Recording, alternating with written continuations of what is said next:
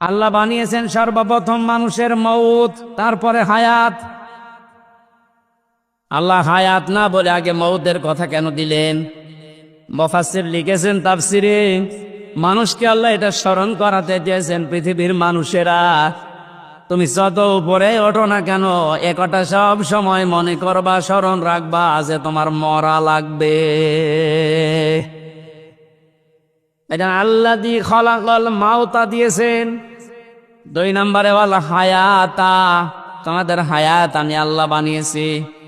তাফসিরে মুফাসসির দিয়েছেন হায়াত প্রধানত 5 প্রকার। কয় প্রকার? 1 নম্বরে আমরা একটা হায়াতে ছিলাম, আলমে আর হায়াতে, জগতে আমরা বসবাস করেছি। ওখান থেকে আল্লাহ আমাদেরকে পাঠিয়েছেন আলমে বতন, মায়ের পেটের জগতে। এরপরে আমাদেরকে এখানে দিয়েছেন আলমে দুনিয়া, এই পৃথিবীর জগতে। এরপরে আরেকটা জায়গায় নিয়ে যাবেন আলমে বারসাখ, কবরের জগতে। এরপরে সর্বশেষ একটা জগৎ আরম্ভ হচ্ছে, শুরু হবে, শেষ হবে না, আলমে আখেরাত। মানে মওত আল্লাহ আগে দিয়েছেন স্মরণ করাতে, যে বান্দা চাই করো মরা লাগবে। হায়াত আল্লাহ 5 প্রকার বানিয়ে 2টা আমাদের থেকে বিদায় নিয়েছে, সামনে 2টা আছে, আমরা মাঝখানেরটায় আছি। এখান থেকে বোঝা যায় সামনে পেছনে যেহেতু 2টা চলে গেছে, সামনের 2টা হায়াত আমাদের কাছে মাস্ট বি, বারজাখ আর আখেরাত আসবে। কথা বলেন ঠিক কিনা? যেহেতু মাসেরটা আছে, এ জগতের কাজ হচ্ছে লিয়াবলুয়াকুম, তিনি তোমাদেরকে পরীক্ষা করতে চান।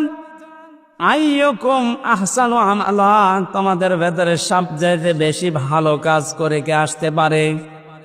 অগুষ্টিয়াবাসে খুব খেয়াল করেন আল্লাহর এই কথাকে। তিনি কিন্তু বেশি বেশি কাজ চাননি, তিনি চেয়েছিলেন ভালো কাজ। কি কাজ?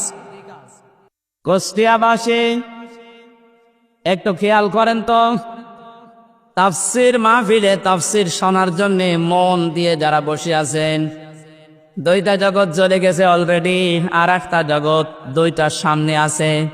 মাঝখানেরটায় আল্লাহ যেটা দিলেন আহসানু আমালা, আল্লাহ বেশি কাজ চান না, তাহলে আহসারু আমালা দিতেন। আল্লাহ দিয়েছেন আহসানু, ইসমে তাফসির। আমি সবচেয়ে ভালো কাজটা চাই, বেশি কাজ চাই না। বাস্তবে আয়াতের পুরা উল্টা। এই 15.5 বছরে আপনি দেখেছেন বহু কাজের হাতে দিয়েছে, কিন্তু কাজগুলো ভালো হয়নি। কুষ্টিয়ার মেডিকেল কলেজের দিকে তাকান, হওয়ার আগেই ভেঙে পড়ে গেছে। এটা বানিয়ে বললাম।